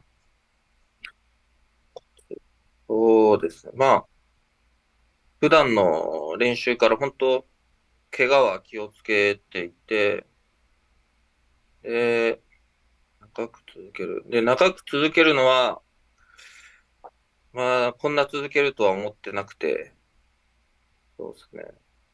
本当、普段から練習から怪我しないようにっていうのと、普段の練習からダメージをもらわないようにはしてます。で、結構ダメージは、結構練習のダメージって結構大きいと思うんで、本当練習でのダメージ、試合と比べても、練習のダメージを意識して、意識してます。はい。So for my regular days of training, even during fight camp or just training in general, I stay alert, not to get injured. Like I look out for injuries a lot more, than I should. And, in terms of longevity wise, I didn't even think that I'd be fighting this long, so I can't really give you that, but in terms of, just try to stay injury free as much as possible. I do believe that the damage obtained during training, the everyday training, can be a lot more devastating than the damage that you receive in one fight. So I really do think that, one of the key aspects for me of being able to fight so often is that I am very careful during practice, that I make sure to avoid damage, like permanent damage or any kind of damage during training. So I think that's one thing that I've been working on. Do you think that you kind of got maybe smarter or more aware of needing to do that as your fight career went on? The experience always helps, but would you say that was kind of something that happened over time for you? 元谷選手の今言ったその怪我には気をつけるようにするっていうその心がけっていうのはキャリアを重ねるにつれ、より、気をつけるようになったことでしょうか？それとももうキャリア最初の方からもうそういう風な、向き合い方だったのか？そうですね。キャリアの最初の方から結構怪我とダメージは意識してたんですけど、ここ最近より怪我だけは意識して練習してます。Yeah, so I've always been cautious with injuries and damage from my professional debut, but recently I've been paying more attention not to get myself injured during training. All right, man. Yeah, I'd never want the injuries, so you got a good thing going there, obviously, Yuki. You love to hear it, man. And, speaking of all the fights that you have had, like I said, over 40, 42 was the last one, so a great number. Out of all these opponents that you've had, I gotta wonder, man, like, is there somebody who stands out as your toughest opponent? You fought so many good guys, but is there one who you're like, man, he was a puzzle, he was a tough guy? この間の試合で、元谷選手は42戦プロ試合を終えたことになるんですが、過去の対戦相手全員振り返ってみて、この選手は強かったなって特に印象が残る選手っていますか？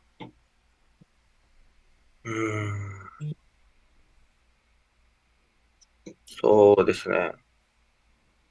パトリック・ミックスとかは結構試合時間早かったんで、なんかまだよくわからない感覚なんですけど、やった中で堀口選手はすごい強いなと感じました。You know, I feel like I didn't spend enough time with Patrick Mix to figure out, you know, how good he was. So I can't really say too much, but I do remember Horiguchi being very tough. I know that. Yeah, definitely two very good guys for sure, regardless of the time spent against them. We can see that with their careers. But I'm glad you mentioned Mix, though, because, you know, that was an interesting time for you. I'm sure, Yuki, not the greatest. 2019, a bit of a tough year for you with the 3 losses in a row, all against very talented opponents like Mix. But I wanted to ask you about it because only time that's happened to you in your career. So I'm curious, like, what was the biggest learning lesson from that, rough stretch that you had in 2019? 元谷選手がこうミックスの名前を出したので、ちょっと追加で聞かせていただくんですが、元谷選手はパトリック・ミックスとやった2019年の時、まあ結構キャリア的にも、多分しんどい時期だったと思うんですけれども、パトリック・ミックス選手に負けたのも込みで、まあ3連敗してたという時期だったと思うんですけれども、期間があったからこそ、まあ今のこの、連勝があって、この間のフィニッシュがあると思うんですけれども、この辛い時から、期間を振り返って今考えると何を学んで、どういうふうにして抜け出しましたか、スランプを。そうですね。そうですね。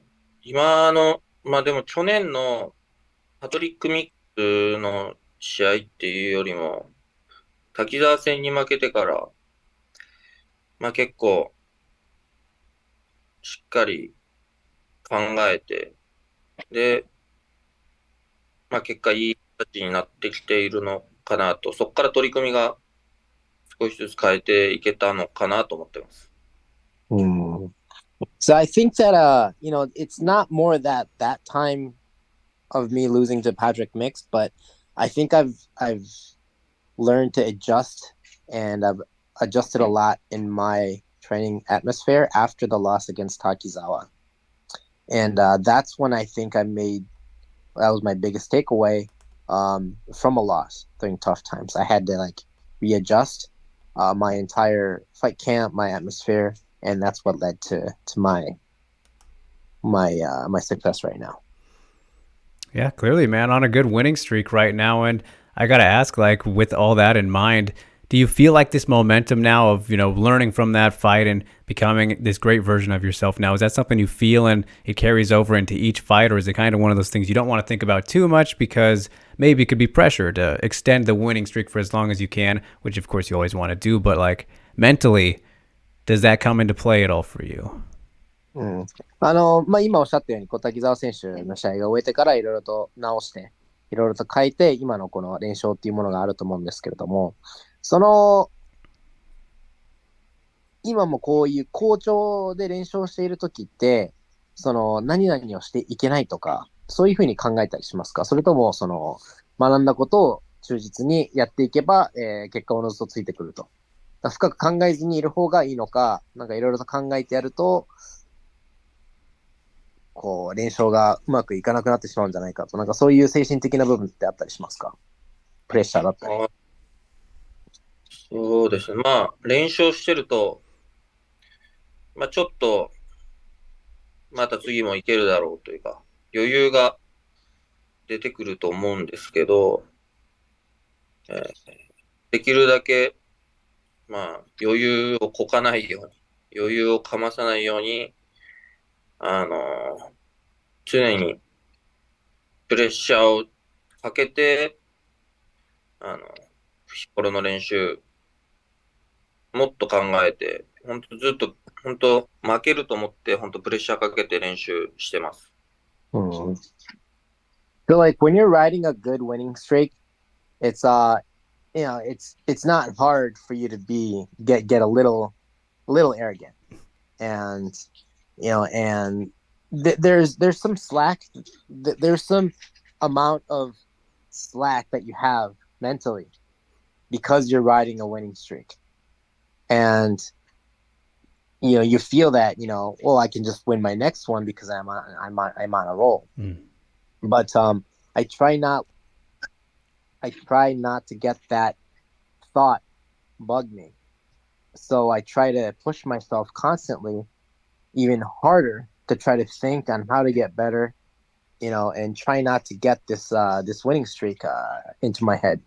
So I've actually been pressuring myself even harder to train harder, to think harder on how to push myself to the next step.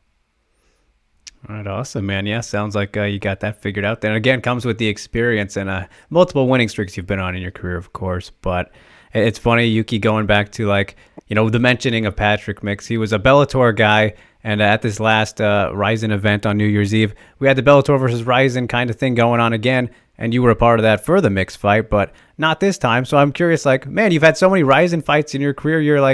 You're one of the guys we think about when we think of Ryzen. Do you wish you could have been a part of the Bellator versus Ryzen kind of promotional warfare this New Year's Eve, or is it no big deal to you?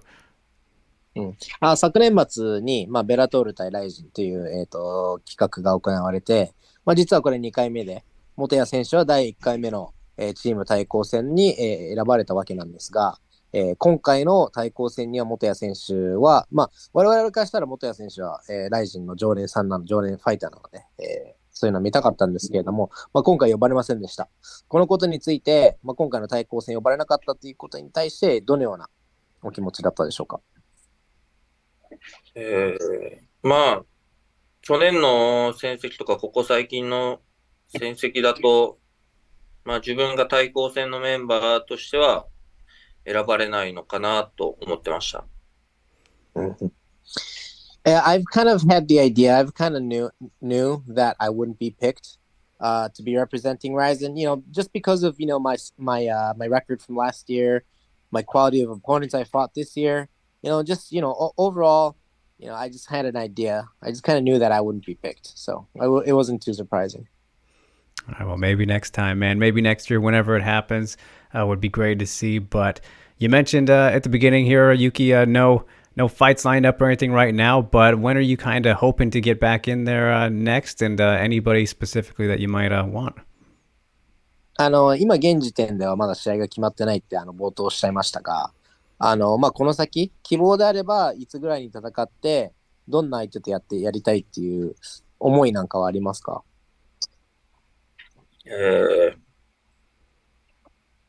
月、5月あたりで試合がしたくて、相手は、でもキム・スーチョルと朝倉選手と井上選手の3人の誰かとしたいですね。Yeah, I would like to fight again sometime in April or May, and then I would like one out of either Suchol Kim, Kaya Sakura, or Naoki Inoue. All right, can't go wrong with any of those possibilities there, man. I mean, the division is so good, so it's hard to find somebody who's not a fun matchup, that's for sure. But I'm also curious, Yuki, like you mentioned earlier when we were talking about, the longevity and everything, you never planned on fighting this long, so I don't want you to retire or anything. You're looking so good right now and providing these great fights and finishes, man. But how much longer do you want to fight for? You've had a much larger career than a lot of people get to have, Yuki, and still young, like I said. But are you thinking about that at all? You said you've already gone past the time you expected. So how much longer do you want to fight for? ちょっとインタビューの中で気になったことを元谷選手がおっしゃってたので、ちょっと続けて聞かせていただきたいんですが、20歳でプロデビュー始めてからここまで続けると思ってなかったというふうにおっしゃってたんですが、逆にここまで続けてみて、じゃあこの先あとどれくらい行くのだろうかっていうのって考えたりしてますかえー、そうですね。まだどこまで続けるかはわかんないですけど、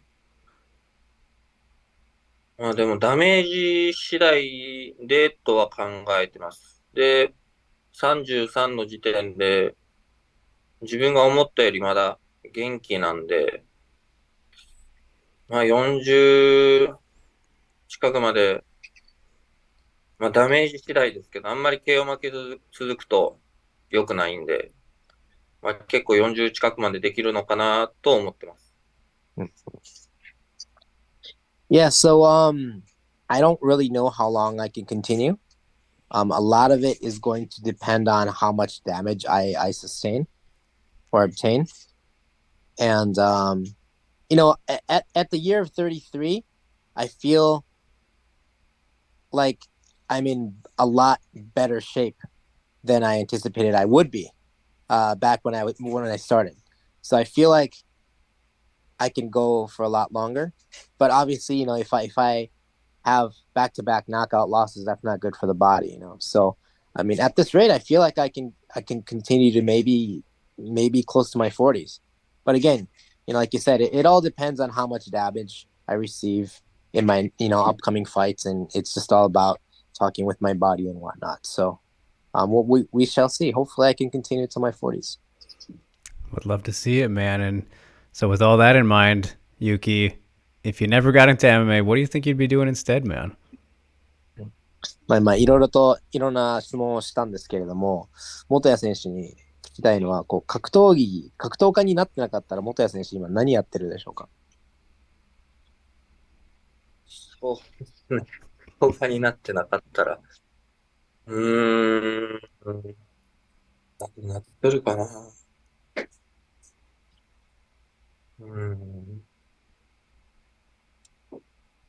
でもなんか、そうですね。なんか、何かはわかんないですけど、もうずっと、若い頃から自分の好きなことをしたかったんで、何かしらなんか楽しそうなことをしてるのかなと思います。You know, so I can't really think about it, but looking back from my teenagers as a kid, I've always continued to do what I wanted to do. So I think that if I wasn't a fighter, I would still be doing something that I enjoy doing. I wouldn't be doing something that I don't enjoy doing. Yeah, man, fair enough. That's it's very important to make sure you're doing something you want to do. So I won't disagree with you there, man, whatever it might be. But yeah, it's kind of crazy, you know, to look back on things that way. Yuki, hard to imagine, I'm sure, because it's been such a big part of your life. And you know, to close things out here, man, like you've done so much. You've really done so much in your career, and I'm sure you want to still capture that elusive Ryzen title. But do you have any like specific goals at this stage, or is it kind of just continuing to go with the flow and you know maybe fight till 40, like you were saying, or is there something specific that you're kind of hoping to achieve at this stage in your career? 元谷選手まだ33歳という若さで、まあ、たくさんの、ことをこう達成してきました。この格闘技の業界の中でたくさんの達成してきたものがあるんですが、今現時点のキャリアでこの先の目標、何かこれを、やりたいとか、こういうものを取りたいとか、勝ち取りたいっていうものが今あったりしますか？そうですね。まあ、自分は結構キャリアの若い時に、ディープのベルトも取って、で、その後に2階級というか、取って、で、今ずっと2015年からライジン出てるんですけど、ずっとベルトが取れてないんで、やっぱそこのベルトは取りたいなと思ってます。Yeah, so I started my career in Deep. I became a champion in Deep, and I became a two-division champion in Deep. And then since 2015, I've been fighting in Ryzen. But I haven't been close to a title chance or a title fight. And I think that's one thing that I really want to do is to become the champion, capture the title in Ryzen and become the Rising champion. For sure, man. That would be a great cherry on top of things, and you got this momentum rolling right now. So I think I would say you're pretty close. We'll see what happens in 2023, though, with the title being up for grabs, and who knows, maybe you can get that next shot for the title. But time will tell, man. So until then, Yuki, we will leave it off there. Appreciate you taking the time so much. I want to congratulate you again on the big win on New Year's Eve and all the success with the winning streak going on right now, and just all the fun memories you've provided us with over the years, man. It's great and fun to watch. So big arigato gozaimashita for taking the time. It's great getting to chat with you, and look forward to what the new year holds for you, sir. ありがとうございます。すみません、本当遅くなって。大丈夫です。Jakey says thank you very much, and he apologized for showing up late. Oh, no. All good, man. All good. 全然問題ないですよ。大丈夫です。ありがとうございます。All right, Shingo, here we are. First episode of 2023 is episode 23. We lined up perfectly with the Broadened Horizon numbers. You gotta love it. Great end of 2022 with Horizon 40, of course, and very excited for what is coming up in this new year. Still a new year to me. I know we're practically through the month at the time of recording this, but that's all right. So that means community questions time here at the end of the episode. Let's get right into it. I think this might be the most we've ever had in this 23 episode, 2-year history that we have accumulated. So we're going to jump right on in. Starting off with Kentucky_MMA on Twitter. And I believe I answered this one for him, guessing, but we'll get a better answer here right now, obviously, as he asks, any idea when the next Ryzen card will be? Ryzen 40 prelims hooked him majorly. So there you go, Shingo. We've got a new fan a little bit there of the product in Kentucky MMA. I'm glad to hear it. And I told him probably next month, but obviously you have the better ideas than I do. Usually we start our year in April. Okay. Like in springtime. Sometimes we've done events in February and then jump to April, but traditionally we've started sometime in the springtime. So we'll see about that. Hopefully we'll be able to announce a lot of stuff within the next couple weeks. So I think we'll have a lot of things to announce. All right, very cool. But nothing firmly planted and out there just yet, but we will keep on waiting indeed. Yes, we have the matchups announced. Okay. All right, there we go. Oh, yeah, of course. Those were, we got those announced at the event. So there's some good ones that we can look forward to there. If I can remember off the top of my head what we got, remind me, Shingo, it's been a bit. We got Mikuru versus yes. Ushiku. And then we've got Saito versus Hiramoto. Yes. All right. And then I think, I'm not quite sure, but I think we have Koji and Ashizawa. Yes. I don't know. I don't even know that if that's confirmed, but that's that was where things were looking like heading, right? Correct. That was kind of what was announced on New Year's Eve. Yeah. Okay. So some good ones at featherweight there. Definitely both big ones. Former champs involved, and then of course some big stars. It's kind of everything you could ask for with those two. So we'll wait and see when we get those exactly. But all right, thank you for that one, Kentucky_MMA. Glad that you enjoyed the show, of course, Ryzen 40. As we move on to Daniel Zabicki, who of course a big Ryzen fan, appreciate him as always. He asks, what will be the number of events in 2023, Shingo? I think we did 12 last year. And we're probably going to do the same, or we might reduce a couple events. So maybe 10 to 12, probably. Okay. And that's including everything or lumping like the trigger and those things together? That's including everything. Okay. Mm-hmm. All right. Any specific reason for maybe cutting back? Well, obviously, we've kind of combined the Landmark series and the Trigger series together, so we're combined all those into one event. So obviously we're not going to be doing 3 separate events. We're going to be doing 2 events instead. So that's one reason. But another reason I can say is that I think the more events, the less quality the product becomes. Watered down a little bit. Yeah, I think the more time we spend on it, build the anticipation, build the story, it turns into a better show. So, Yeah, we'll see. But yeah, that's what we're thinking, probably around 10 to 12.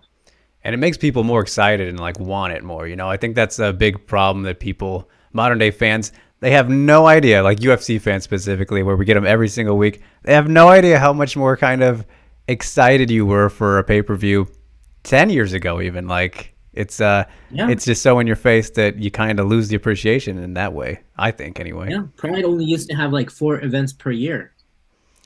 They were always big must-see things, right? So it's definitely a very interesting dynamic. But all right, 10 is still a good number in the double digits, so we will see how it shakes out. And Daniel also asking, any plans of a comeback of Blue, he's parentheses Trigger, and Gold Super Series, or Landmark will still have Trigger's role? So you guess you kind of touched on that just now, actually. But I know it's not called Trigger anymore, right? There was the thing with that. Yeah, we're just gonna do call them the Landmark series. Okay. And kind of combine the two concepts together. Yeah, there we go. So, of course, the Ring and the Cage involvement. And he asks, any co-promotion plans besides Bellator? I mean, we've been talking to various promotions, but nothing solid, nothing concrete. And on that same scale, too, I'm sure. Yeah. All right, and then he's asking, any deeper look at European MMA and potential new signings? Just 3 new fighters without Rabadanov from Europe last year. Not a lot. Yeah, we're kind of in this phase where we've signed a lot of domestic Japanese fighters during COVID. And, because obviously we couldn't be using international talent. So right now we've opened up, the roster is kind of overloaded in a way. So, this year, yes, as you mentioned, we weren't able to kind of sign new talent because of the existing contracts and whatnot. But I think starting this year, next year, this year, we'll be able to bring in more new talent. Yeah, everything trending in that good direction. So we will definitely see. Again, it's still early, you guys. I know you got all these questions, but we'll see once things get in the swing with the events and everything, like Shingo mentioned. And his last question is, when will Stream Pass be available for foreigners? He says. I'd like to ask that question too. Oh, there we go. We're all asking. I mean, they're working on it. Last I've heard that they're definitely working on it. The system's like almost complete. I think they're just working on some minor tests and whatnot. But last I heard, they are definitely working on it. Okay. So you would assume then sometime this year. We'll leave it at that. Just a matter of when, Daniel. But appreciate the questions, some good ones in there. And appreciate you tuning in as always. And then we move on to our man, the MVP of the community question segment, at KingCO24, always bringing the goods. He starts us off for his portion here. Says, have there been talks about bringing English commentary back ringside or hiring English speakers from Japan for the role? The broadcast would be more expensive with the travel costs, with the benefit of the audio feed quality being improved. Yeah, that's definitely something that should be considered. Yes. Right, there you go. And I know it is a bit of a tough thing. I remember talking to Joe Ferraro saying how, it's a very big, obviously from his life and role going to Japan, enjoys the trip and all, but he says it's definitely something that takes a toll a little bit, but it's always cool to be in person. So I'm sure he wouldn't be mad at that coming back. And then, of course, Mr. Beatdown Brown as well.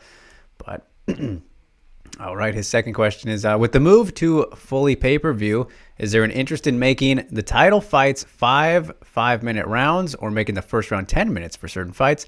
The outcome of Seika Izawa versus Siwoo Park 2 may have changed with the usual 5 rounds for a title fight. Yeah, that's a very good question. That should be considered. And 10 minute and 5 rounds, 10 and 5 or 10, 5 and 5. Yeah. That can all be, in under Rizin rules, those are still available. Mm-hmm. As long as both fighters agree, to those rule sets, those are still available. But again, it's not too common. So the whole global competition wise is definitely 3-5s and 5-5s. So I think we should definitely consider 5-5s.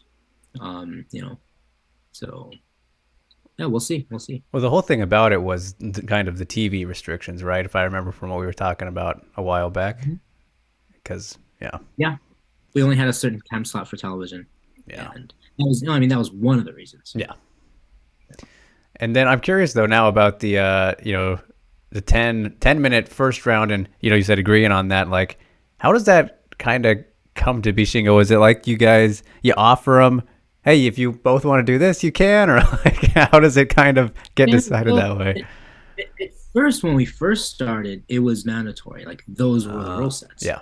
The first one was 10 minutes, and the second round was 5 minutes. So if you go look back, and if you can, if it's out there, like if you look at the first Jiri Proska versus Vadim, a couple of his first fights were like that. Yeah. And that was 10 minutes and 5 minutes. Obviously, the outcome might have differed if it was 3-5s or 5-5s. But definitely, the 10-minute rounds and 5-minute rounds, they create a different kind of flow to the fight for sure. Sometimes it works in a great way. Sometimes it works in a really bad way. Just being super boring. Yeah.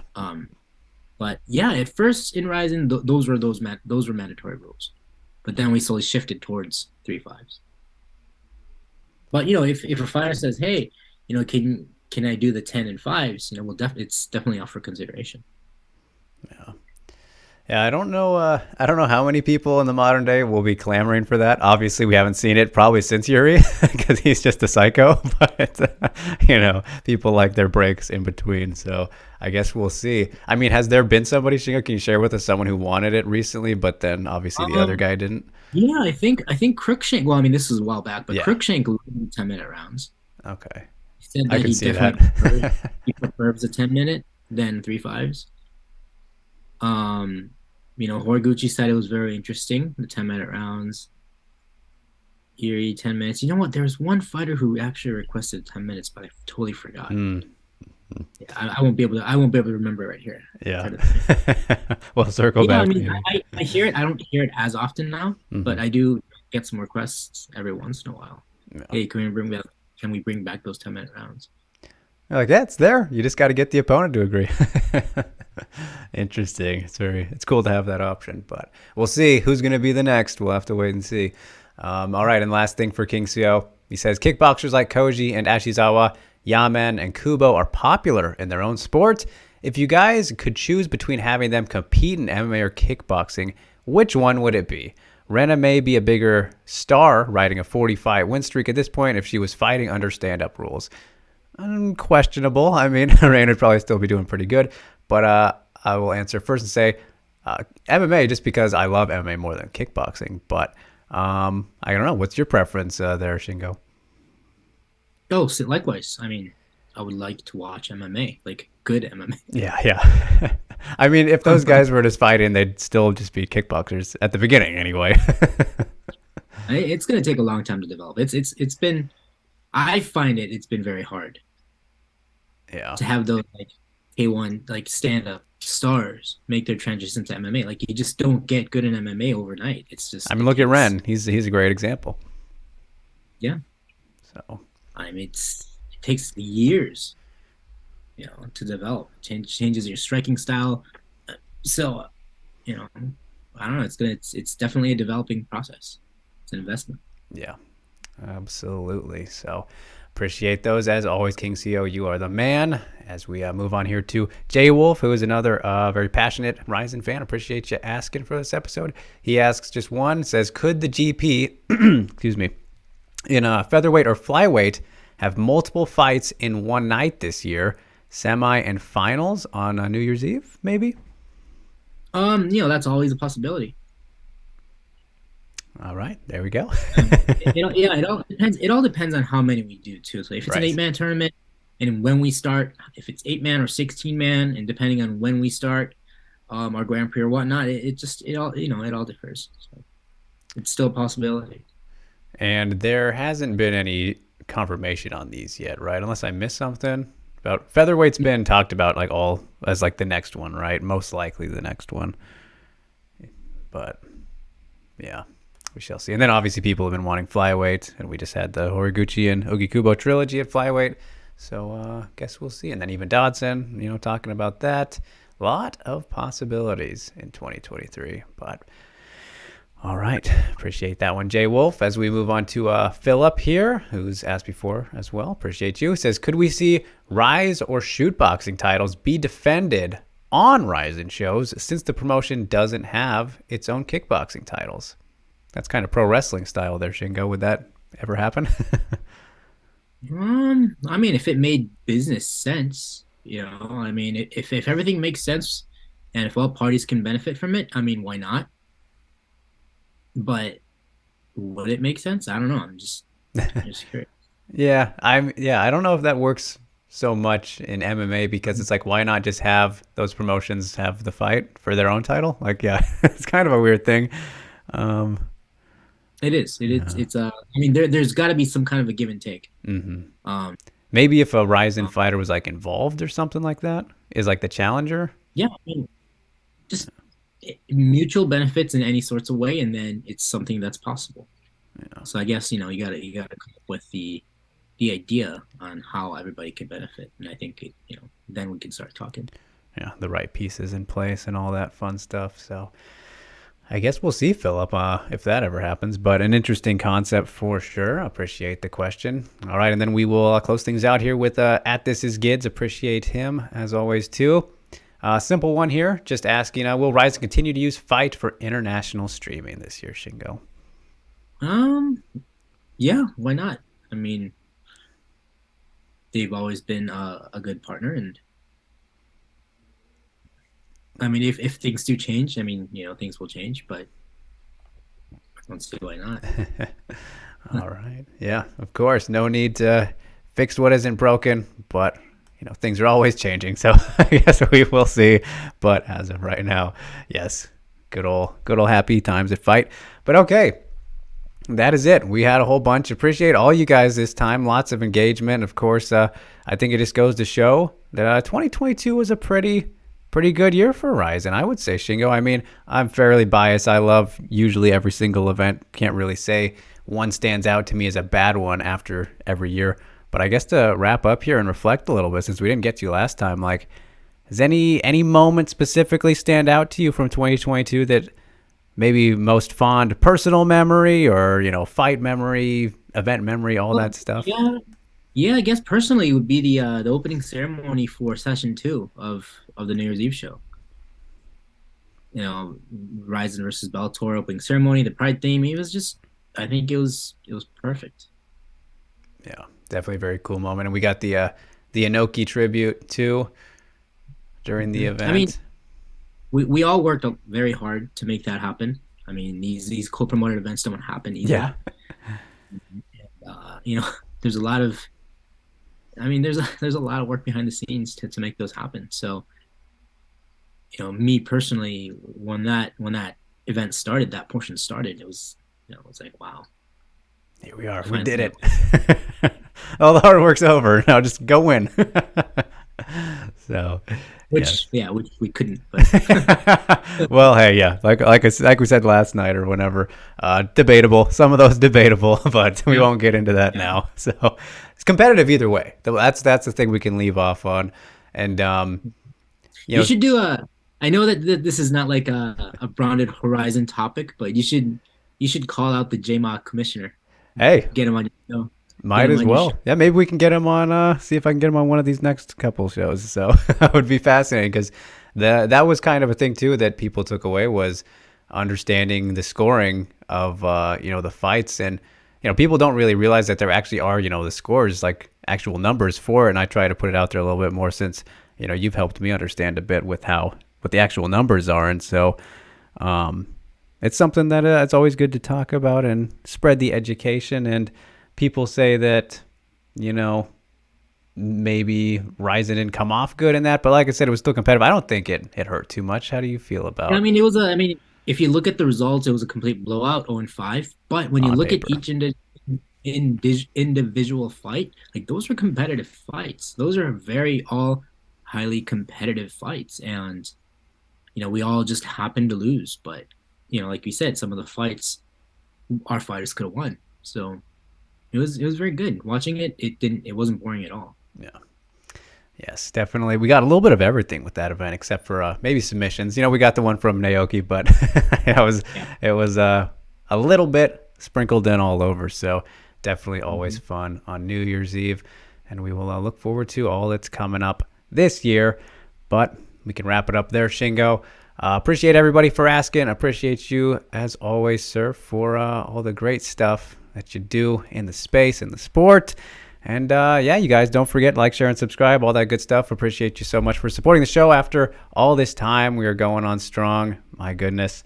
Maybe have some special plans in the works for the next episode. Will be cool to see and work out, but we're always trying to do special things here. So appreciate it, you guys. And we will see you next time. Take care.